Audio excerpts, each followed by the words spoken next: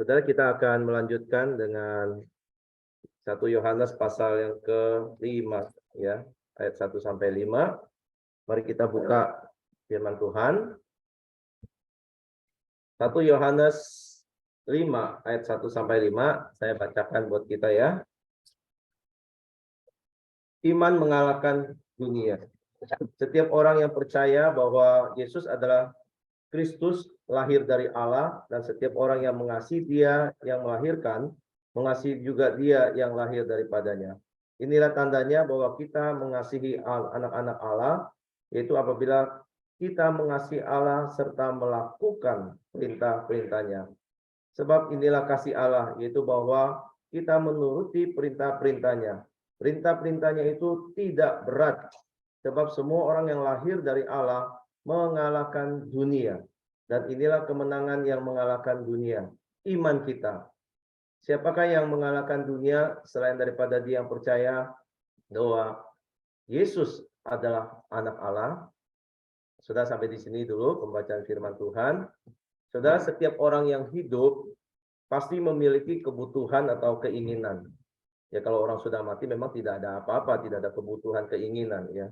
Tapi orang hidup selalu memiliki kebutuhan, keinginan yang dia kejar. Nah, ketika bicara tentang kebutuhan hidup seseorang, seringkali memang direduksi menjadi hanya kebutuhan fisik saja. Misalnya bicara soal sandang, soal papan, soal pangan ya. Banyak orang tidak memperhatikan kebutuhan manusia itu secara utuh. Misalnya ada kebutuhan jiwa, kebutuhan rohani. Padahal ini kebutuhan rohani begitu penting, tapi banyak orang merasa ini tidak penting. Makanya seringkali terabaikan. Ya, kebutuhan rohani ini tidak boleh kurang bahkan di dalam kehidupan kita ya. Apalagi tidak terpenuhi. Ya, jadi ini sangat penting juga untuk kita perhatikan. Nah, apa kebutuhan rohani manusia mendasar yang terbesar di dalam hidup kita, hidup seseorang ini? Nah, Saudara, Alkitab menyatakan ya bahwa kebutuhan mendasar terbesar manusia adalah soal kasih. Nah, ini Yohanes menekankan sekali di dalam surat-suratnya, bahkan juga di dalam Injilnya. Kebutuhan terbesar manusia adalah soal kasih. Ya, Tuhan Yesus juga sudah mengatakan tentang hukum kasih. Kita perlu kasih untuk bisa mengasihi sesama.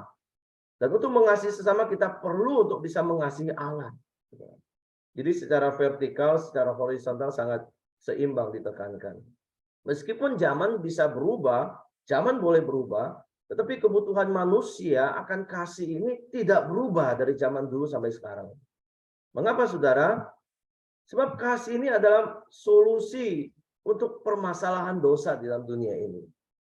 Itu sebabnya Yohanes ya di dalam eksposisi yang kita lakukan ya dari minggu lalu bahkan sebelum-sebelumnya sudah menyinggung soal kasih. Baik soal kasih Allah maupun saling mengasihi di antara sesama manusia. Sebab kasih, saudara, memang adalah sebuah sifat yang utama, ciri utama di dalam kerajaan Allah, di dalam keluarga Allah. Di mana setiap anak-anak Tuhan tuh belajar mengasihi Tuhan dan mengasihi sesamanya sebagai saudara di dalam keluarga Allah. Nah, keduanya tidak bisa dipisahkan, mengasihi Allah, mengasihi sesama. Ya, kita tidak bisa berkata aku mengasihi Tuhan tanpa mengasihi sesama. Kita juga tidak bisa mengatakan saya melayani Tuhan tapi mengabaikan pelayanan kepada saudara-saudara. Nah, barangkali kita sering bertanya ya, orang juga bahkan mengalami bagaimana kita bisa mengasihi saudara seiman kita, mengasihi di antara anak-anak Tuhan. Apabila kita menemukan bahwa tidak semua anak-anak Tuhan itu memiliki sifat yang menyenangkan kita. Dan terasa begitu sulit mengasihi orang-orang tertentu di dalam gereja. Bagaimana kita mengasihi orang yang sangat tidak kita sukai di dalam satu gereja. Nah, pergumulan ini sampai hari ini masih menjadi pergumulan. Ya, ada orang-orang tertentu memang sulit untuk mengasihi saudara seiman di dalam satu gereja. Mungkin karena masalah pengalaman buruk dengan dia, pernah disakiti, ya, pernah tersinggung, dan sampai hari ini masih belum bisa mengasihi. Nah, Yohanes memberikan kita solusi sebenarnya. Jawaban bagaimana kita mengasihi sesama kita meskipun itu di dalam hal yang tidak mudah untuk mengasihinya. Di ayat 2 Saudara sudah jelas dikatakan Yohanes memberi jawaban dengan mengasihi Tuhan dan menjalankan perintahnya. Ya, inilah tandanya bahwa kita mengasihi anak-anak Allah, yaitu apabila kita mengasihi Allah serta melakukan perintah-perintahnya. Kasih orang percaya itu bukan jenis kasih yang dasarnya pada manusia. Tetapi ini melibatkan mengasihi Tuhan. Kasih Tuhan terlebih dahulu.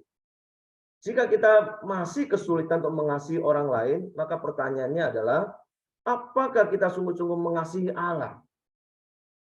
Sejauh apa dan sedalam apa kita mengasihi Tuhan?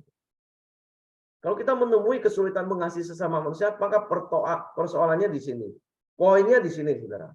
Sejauh apa kita sudah mengasihi Tuhan?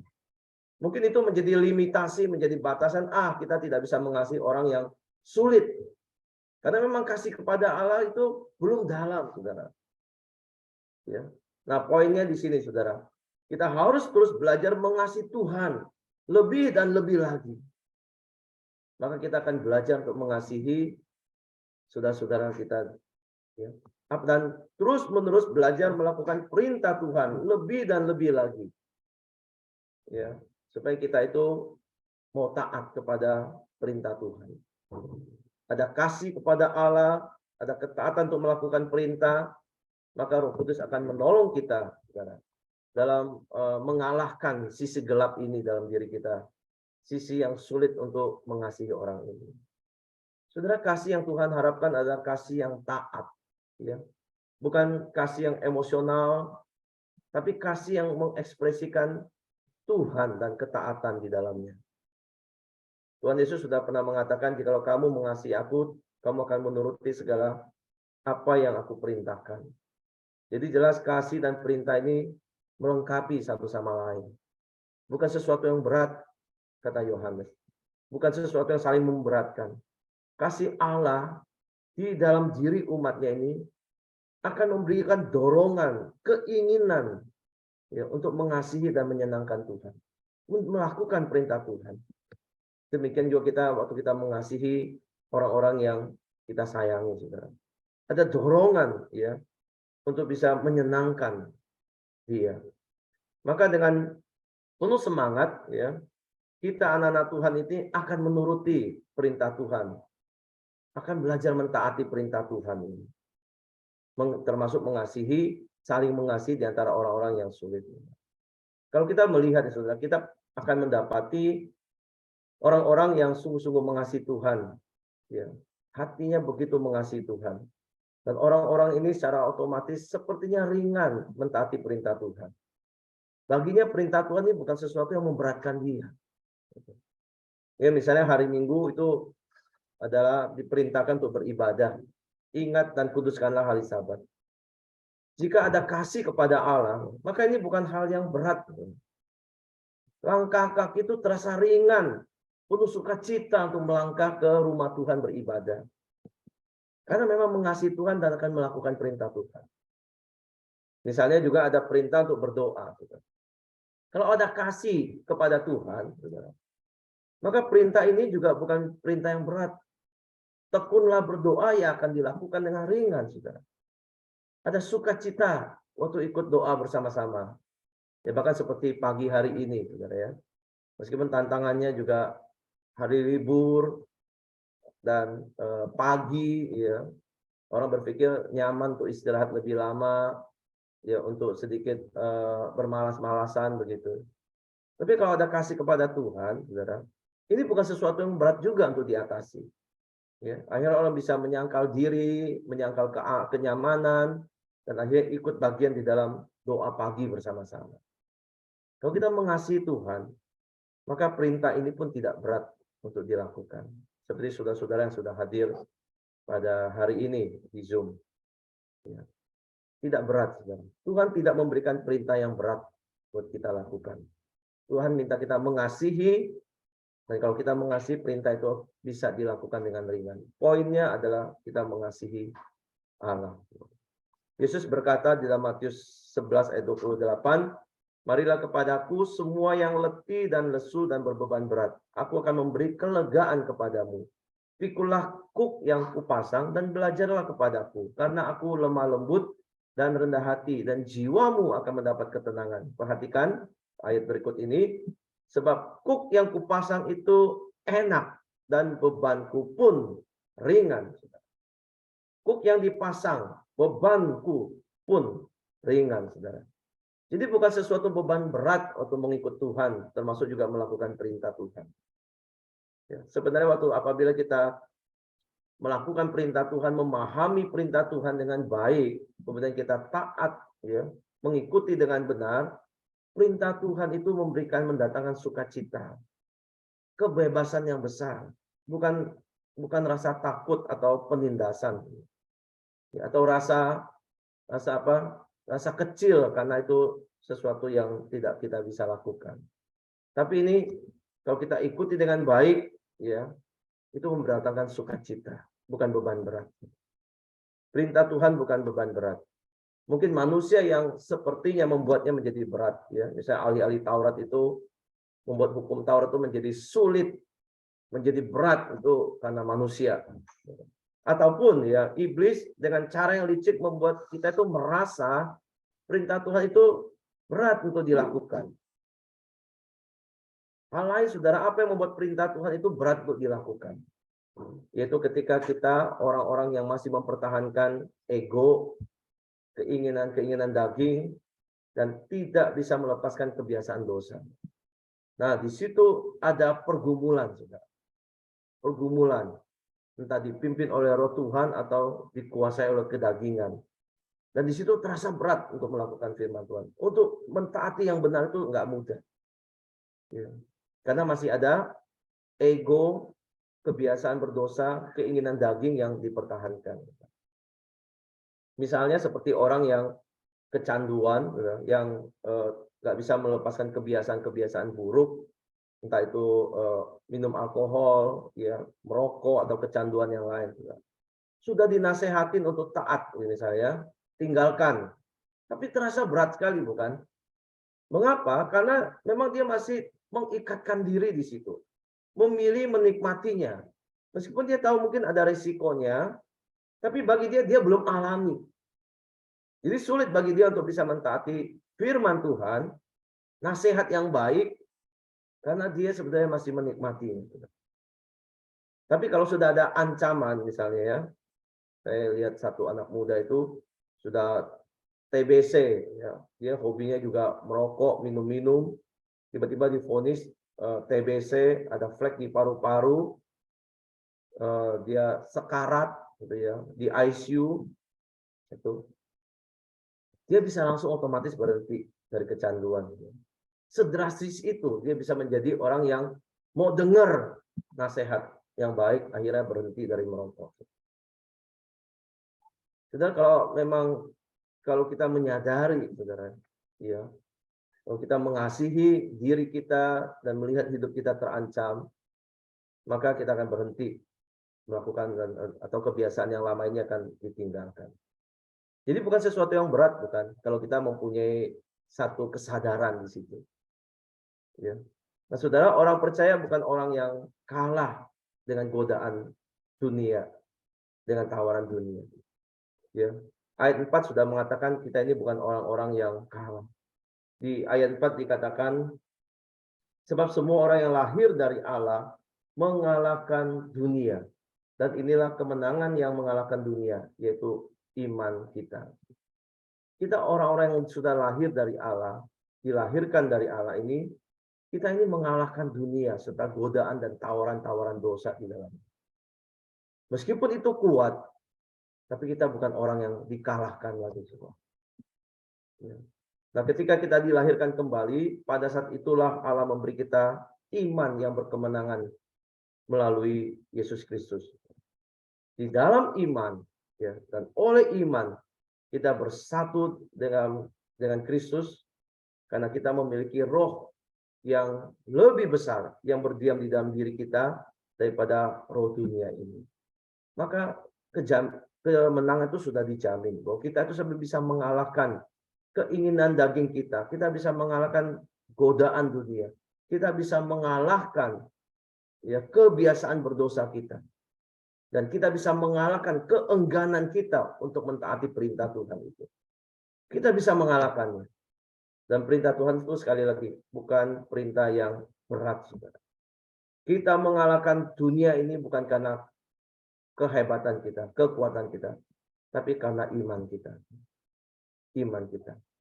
Kita bisa belajar untuk mengalahkan rasa sakit hati dan bisa mengasihi orang lain bukan karena kita, tapi karena iman kita kepada Yesus Kristus yang membuat kita itu mengalahkan segala kedagingan kita. Ini bukan iman yang sembarangan, ya, tetapi iman kepada inkarnasi Kristus Yesus. Di sini Yohanes menekankan lagi inkarnasi Yesus Kristus yang menjadi manusia. Bukan sembarangan iman, saudara. Jadi iman kepada Yesus Kristus, kemenangan Kristus atas dosa, atas dunia, atas godaan di Getsemani juga. Itu menjadi jaminan kemenangan bagi kita.